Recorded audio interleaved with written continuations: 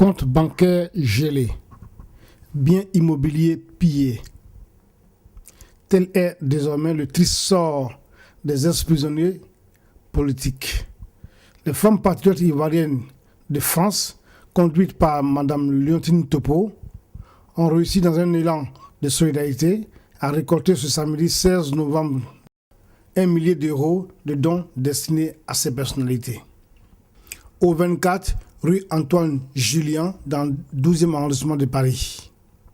La soirée d'aujourd'hui, c'est vraiment une soirée de collecte pour aider nos mamans qui sont sorties de prison et à l'honneur de Bro-Grépé, la grande femme patriote qui est sortie de prison, et aussi les autres, mais cette soirée lui est vraiment dédiée. Et donc,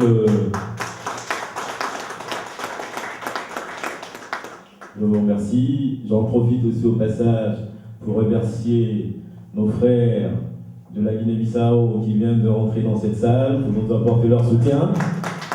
En tant que femme, pour la démocratie, en étant d'abord militante de base d'une section PDCI à Méni. Et c'est par son combat, par sa conviction, qu'elle est partie du statut de militante de base du PDCI à arriver au Grand Conseil du PDCI jusqu'à atteindre le secrétariat général du PDCI. C'est vrai que parmi nous, beaucoup ignorent que Bro-Grépé n'est pas le pays le plus du PDCI. C'est intéressant de savoir qu'elle est du PDCI parce que le combat qui est mené par elle, qui est mené par chacun de vous ici, n'est pas un combat partisan. C'est un combat pour la Côte d'Ivoire. Et le combat de Bro-Grépé, non seulement il est démocratique, mais aussi c'est un combat pour les femmes.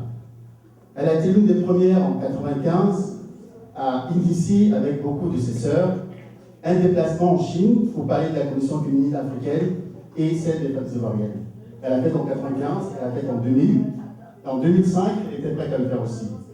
Lorsqu'elle a été élue, ou plutôt nommée ministre, dans un gouvernement au ministère des Sports, peut-être Jean-Paul Leroux pourra nous contredire, elle a bataillé, elle a fait du lobbying pour que les femmes aient un poste ministériel. Elle s'est toujours battue pour les femmes. Et le combat pour les femmes patriotes, c'est la continuité de ce combat-là pour une femme digne, une femme moderne, une femme qui s'assume.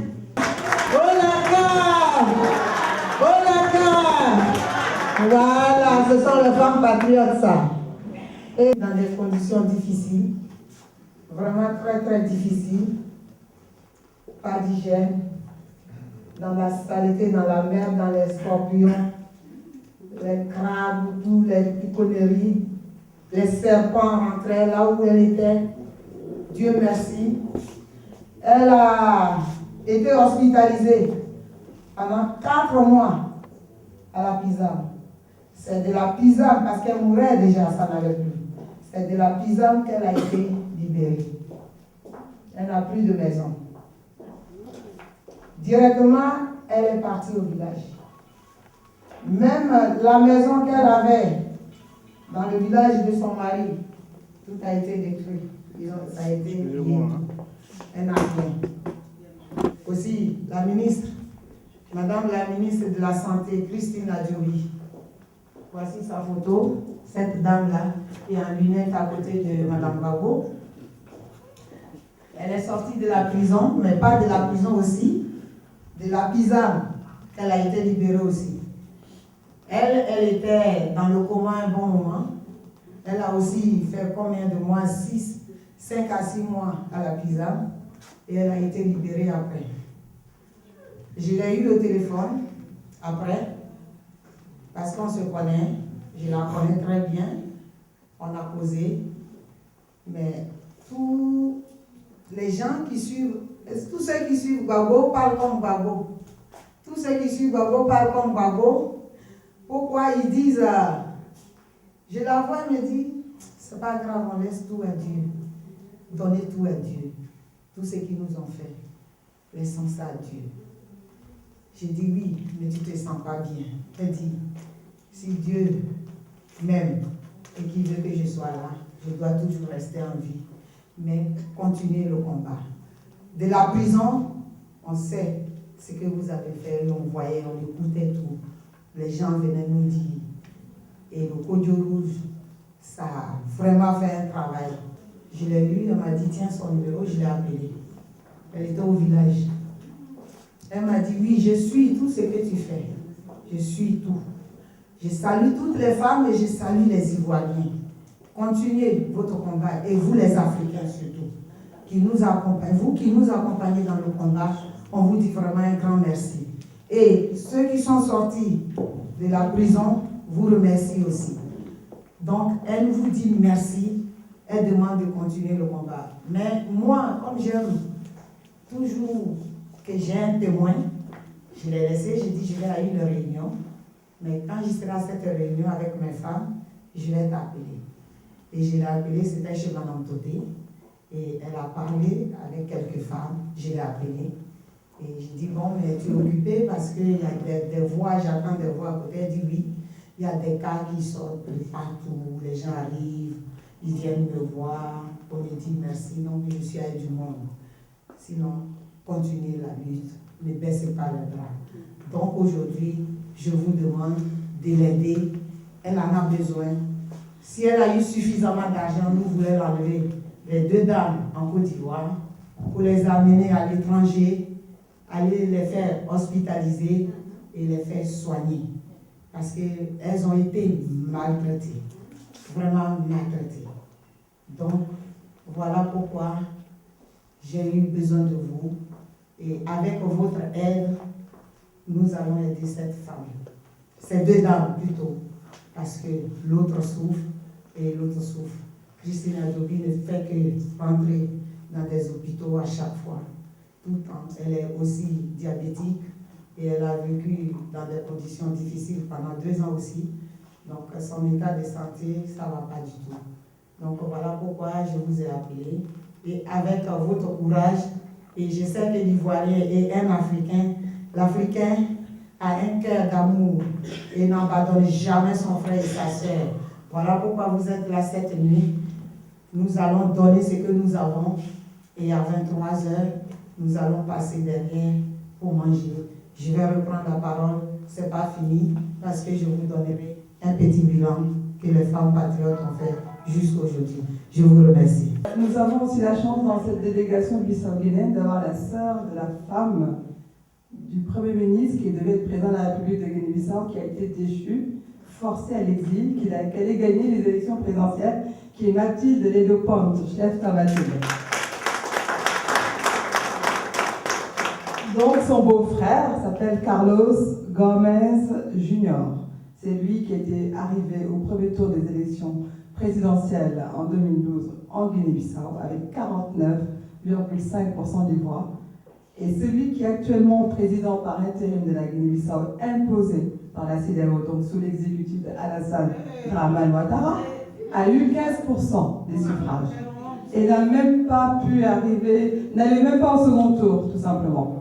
Et donc, vous comprenez l'insulte grave faite à l'Afrique, comme l'a dit Georges, faite à la démocratie, toujours se laisser embobiner par les autres contre le peuple africain qui souffre. Et en Guinée-Bissau, aujourd'hui, c'est pire qu'en Côte d'Ivoire. On a des gens qui souffrent, qui ne mangent pas leur faim, qui meurent. On a une dictature politico-militaire, puisqu'on a tout un groupe politique qui s'appuie sur les militaires pour pouvoir s'imposer au pouvoir et durer encore. Mais on espère que bientôt, on aura des élections présidentielles libres, transparentes et démocratiques, où notre candidat, Carlos Gomez Jr., actuellement en exil au Portugal, j'espère avec un peu, si l'ONU veut bien lui accorder la sécurité nécessaire pour qu'il retourne en Guinée-Bissau, où il sera bien sûr élu, et ça, nul doute. Je suis là parce que les femmes patriotes, à un moment donné, ont eu à contribuer, à aider, quand j'avais eu à organiser une cérémonie de remise du don pour FPI. Et ça, c'était un acte très important que je tenais à souligner ce soir. Je voulais, en présence de tout ce monde-là, dire merci à la présidente, Mme Tobo, et aux femmes patriotes qui avaient participé ce jour-là. Je pense, pour nous qui connaissons les dames qui luttent en Côte d'Ivoire, attention, on dirait que je vais aller très loin parce que quand je commence comme ça, généralement, je ne m'arrête plus. Je vais m'arrêter. Je voudrais demander à tous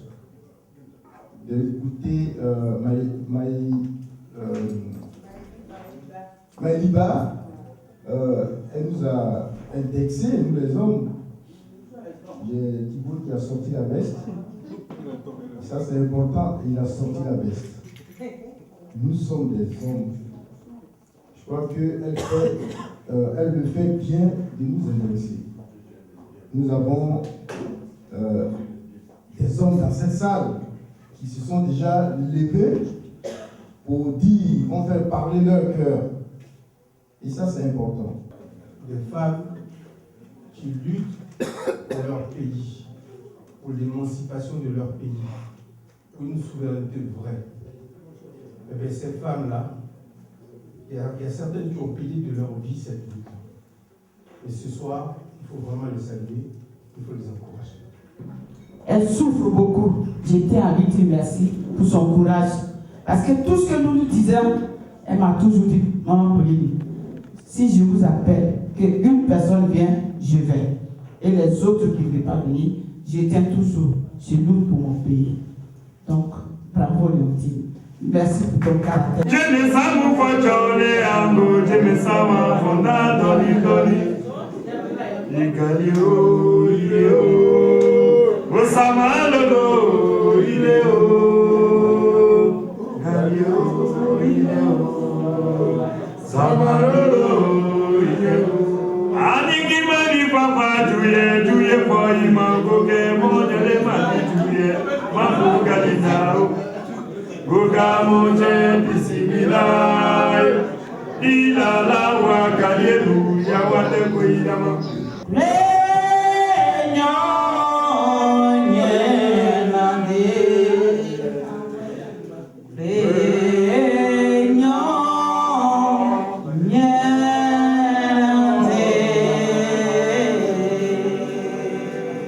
Merci.